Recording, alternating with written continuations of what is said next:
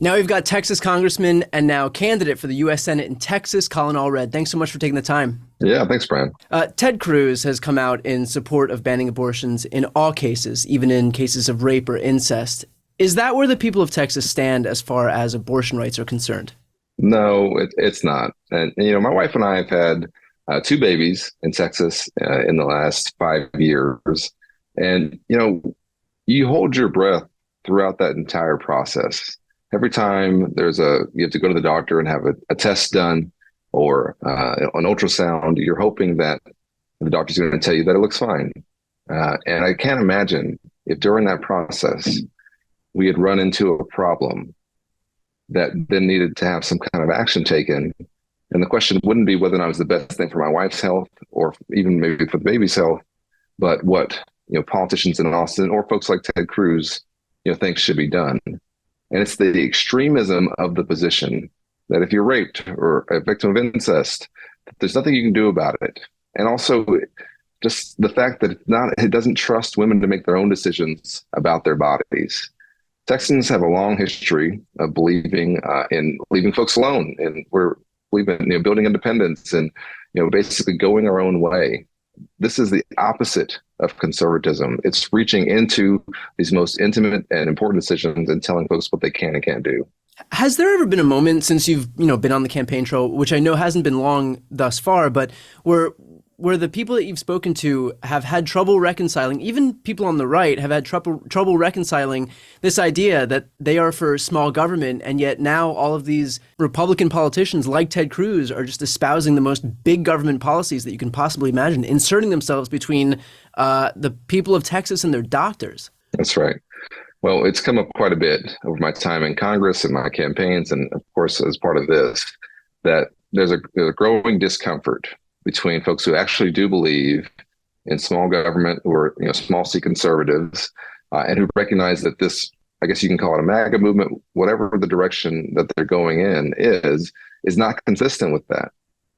You can also extend it to banning of books and saying, well, we're going to tell individual school districts what they can and can't teach.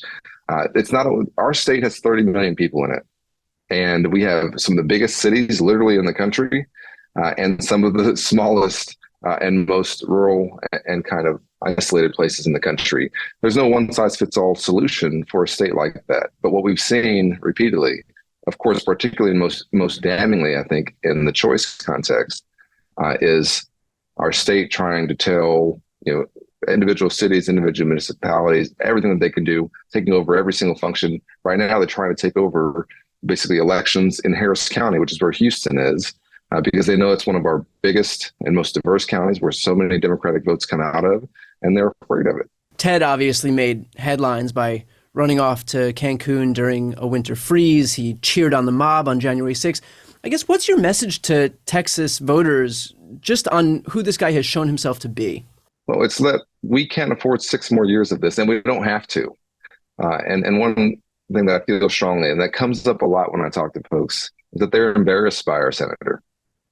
And as I said in my opening video, we don't have to be embarrassed by our senator. We can get a new one. That's the beauty of our democracy, is that if you prove during the course of your term that you're not fit for the office, then when your next election comes up, you should have a tough race and you should lose. And that's what we're going to do here. The fact that Ted Cruz left our state when Texans were freezing in the dark is funny, and it makes people laugh, but it's also deeply not funny. Because there was so much to do during that freeze that a United States senator could have done to try and marshal resources, working with FEMA, working with our state organizations responsible for public safety to try and help people. There are people in my district who were dying from carbon monoxide poisoning because they were bringing generators indoors to try and keep their power running. And it's indicative of sort of the arrogance and the callousness in which he has served in the Senate. That's also why he's doing 3 podcasts a week, Brian. He's probably one of your biggest competitors in terms of the amount of content that he's putting out. And he should not. He's got something else to be doing, and he's got a job to be doing, and he's not doing it. Well, a big part of why I think politicians like Ted Cruz, among other Republicans, feel like they don't have to is because obviously at the same time that they're promoting all of these anti-democratic agenda items, they're insulating themselves from any accountability. So Republicans in the Texas state legislature have moved to ban polling places on college campuses. What does it say that Republicans are so afraid of young people exercising their rights to vote? Yeah, well, I was a voting rights lawyer after my NFL career and before I came to Congress. And I've seen this building for years, systematic attempts to make it harder for young people to vote, whether that's in the vote by mail context, knowing that a lot of these kids are going to try and vote by mail, or now directly banning, trying to ban putting polling places on campus and saying that it's for their safety, while at the same time voting to allow guns on those campuses with no restriction. So which one is it? It's obviously not about safety. It's about trying to target an element of the vote that you think is not going to vote for you. And that's just not the way politics works. It's not the way a democracy works. In a democracy, you allow folks to come out, express themselves, be engaged in their democracy. And if you don't win that one, you come back the next time, you change your ideas, you change your candidates, maybe some, and you go again. What we're seeing consistently, and I've seen this build over the last decade, really the floodgates opened after the Shelby County decision gutted the Voting Rights Act, is instead of trying to change your positions or change your ideas to match the electorate, trying to change the electorate to match what you think you want to get away with. The main question here that I think a lot of people would look at is, for example, Beto came close to winning his races, but couldn't quite get there. How will your campaign reach the last few percentage points of people in Texas that Beto couldn't reach? Well, Beto was a great candidate who worked his tail off, and he showed that Ted Cruz can be beaten. He came within about 2.5 points of doing that. And for us, what this race is going to be about is Texans talking to Texans, neighbors talking to neighbors. We can't afford to have 9.5 million registered Texans not voting in 2024 like we did in 2022. So we are going to do everything we can to expand the electorate, to target folks who maybe have a hard time engaging in our democracy, or maybe need a little bit of help complying with some of our draconian voting rules, expand the electorate in that capacity, but also appeal to the folks who don't see themselves represented in this version of the Republican Party, or who don't see themselves able to vote for a Ted Cruz. And there is, trust me, a segment of the electorate that falls directly into that category, that regardless of how they have voted in the past, they are not someone who thinks that Ted Cruz should be their senator for 6 more years. And so, this is going to be a tough race, but it's not a long shot race. And I think that's the one thing I've been, when I talk to folks, establishing with them, is that we're talking about someone who was, barely reelected in the last election, who has since then left our state during a statewide freeze, who has led an insurrection, who was, as I said, it seems to be too busy podcasting to do the job, and in a state that I think is changing rapidly, and that every year for us in terms of the electorate is a better year than the one before. There is a swath of the electorate in the south of Texas, Latino voters, who Democrats have largely lost these last few years. How do you plan on kind of reaching those people and bringing them back into the Democratic Party that's seen a lot of them disappear? What we've seen in South Texas is not that we've lost them. We're still, winning, in those areas. It's just that we're not winning at the same levels that we have been. And we have to have campaigns that are putting in the effort down there because it really does matter. The time spent, the money spent, the resources spent. Both the Texas Republican Party and the National Republican Party have spent a lot of money and effort targeting those voters, mostly with misinformation about what the Democratic Party stands for and what it hasn't done. Because when they look around their community, they are represented by Democrats at almost every level. They're represented by folks who, we need to support in terms of making sure that they know what they are actually doing for their community. So we're going to put the time and effort into pushing our message, and also what Ted Cruz has not done, because it's also an area that needs help. It needs help in terms of it having some of our highest uninsured rates, which we have the highest uninsured rate in the country in Texas, and it's particularly disproportionately worse in South Texas. They need help with their schools, need help with their infrastructure, need help dealing with, yes, the surges at the border that do create additional burdens for our border communities. And what has Ted Cruz done about that? He's had, now 10 going on 11 years in the United States Senate in which he's ignored these issues and not been somebody who's been an advocate. He's been too busy trying to get on, Fox News and podcasting. And so I'm someone who's different. In my time in Congress, I think we've shown that I try and bridge divides, find solutions, but ultimately deliver for my constituents. If there's an issue, take it on head on and try and find a solution. And for me, it's personal because my family is from Brownsville. My mom and my aunt, her sister, grew up in Brownsville. I grew up spending a lot of my summers down in Brownsville, visiting my grandmother there. I think I know, what those communities are, and I don't think that they are what Ted Cruz represents. What would your priority as a U.S. Senator be? Well, there's so many priorities for us in Texas. We have got to deal with as I said, our uninsured rate and our healthcare issue. We have some of the best healthcare in the country, but we also have some of the biggest disparities. And so for us, having the highest uninsured rate in the nation has so many knock-on effects. And so we have to do something about that. We also have to expand and protect our democracy. Texas, unfortunately, has been ground zero for most of the worst voting laws in the country. And they start in Texas often, and then you see other states adopt them. I became a voting rights lawyer because the idea that the Supreme Court once wrote that the right to vote is preservative of other rights. Every other right springs from that fundamental issue.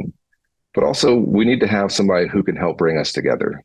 We've had Ted Cruz now on the scene for over a decade, being one of the most divisive figures in American politics. Whether you vote for him or not, you would agree with that statement, that he is somebody who has tried everything he could to pit us against each other. If you see him in his media appearances, he's not somebody who is ever going to be reaching across the aisle to get anything done, never going to be focused on solutions. He's a blamer. He's somebody who I think has been unaccountable for so many things in his career up to this point, led an insurrection, and nobody's really even spending much time talking about that. But I was there, and I saw him objecting to the results in Arizona, and I was wondering what my senator from Texas knew about anything that was going on in Arizona. We have a diverse young state that is booming. People are moving. 1,000 people a day are moving to the Dallas area.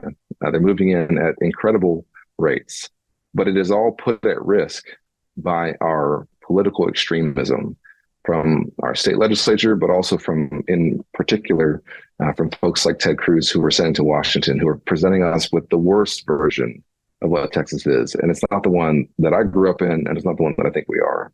Now, when I've spoken to Beto in the past, he said that Texas isn't necessary. It's not that Texas is a red state; it's that Texas is a non-voting state. And you alluded to that as well when we were speaking earlier in this interview, that there are so many people in Texas who don't vote. What do you say to those people who, if they didn't vote in 2016, 2020, these elections with massive implications for the country, for everything, how do you get them off the couch to go and vote this cycle? Well, number one, I think that we have to help them. We have to help them comply with our voting laws. And as a voting rights lawyer, I know that does have a component to it. But we also have to counter one of the things that happens when you have sort of generational voter suppression is that it becomes voting is no longer part of sort of the cultural touchstones. And so it's just not something that's expected anymore, that you're going to, once you come of age, you're going to start becoming somebody who will be a consistent voter. And we have to counter that by giving folks real proof points about the differences and what it will mean to them in their lives for having a senator like Ted Cruz or having a senator like me who'll be an advocate for them. And that's hard work. And it takes a lot of effort to break that message through. And I've done it in my congressional races where we look at an area and say, this area is underperforming in terms of turnout. I am in a tough race. If we are not able to do better in this area, we're not going to be successful in this next election. And it takes many, multiple touches through the mail, at the doors, on the phones, on their TVs, when they open their computers, to make sure that we're continually and consistently driving home a message of what I'll do. And then we have to have a really all hands on deck effort to turn out the vote.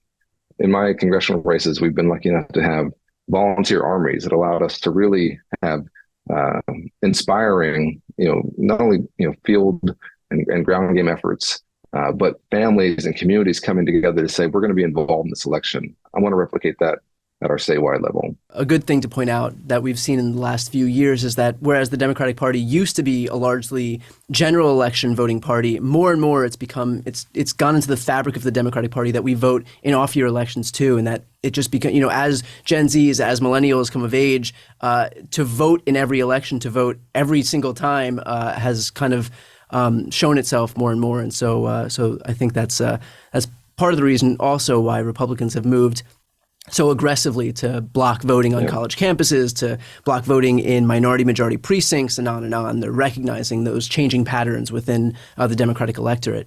Now, you did allude to the fact that Ted does his podcast 3 times a week. So I guess the question will become, how often do you plan on hosting your podcast? Well, I like joining podcasts like this and letting you do all the work. We can talk for a few minutes and then I can get back to work. I honestly, I represent, a little bit less than 1 million Texans. Ted Cruz represents 30 million Texans. I am so busy. I honestly, I cannot understand where he finds the time to do this much podcasting. Because as you know, it's not like you just sit down and start the podcast. You have to prep for it, and then you have to record it. It's a lot of work, and I do 1 episode a week. I'm completely fried for hours and hours and hours on this thing. This takes multiple days to do. I do 1 episode a week. I cannot imagine how much time it must take for somebody to do three episodes a week and then pretend to have a job other than that. Right, and like with the going to Cancun, it's funny.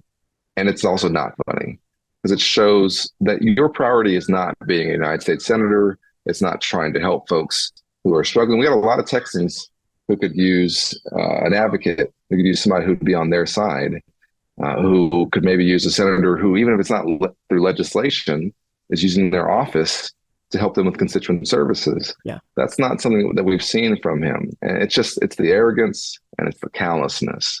And that, I think, is also why Ted Cruz is going to lose. Also, unseating Ted Cruz would give him time for his true priority of content creation. So that would be a silver lining for him. That's right. You were a linebacker for the Tennessee Titans. Why did you leave the NFL? Well, like many of my friends and folks I played with, it wasn't entirely by choice. I had an injury in my 5th year, in my 5th game in Dallas. I had a severe neck injury. It led me to have neck surgery. And so I had an offer to keep playing. I decided that it was probably best for a linebacker not to have a bad neck. It's kind of like a pianist who has a bad thumb, and to go to law school. But I really, I really enjoyed my time in the NFL. But by the time my career had come to an earlier end that I had hoped for, but after a decent run, I felt like it was a good time also for me to move on.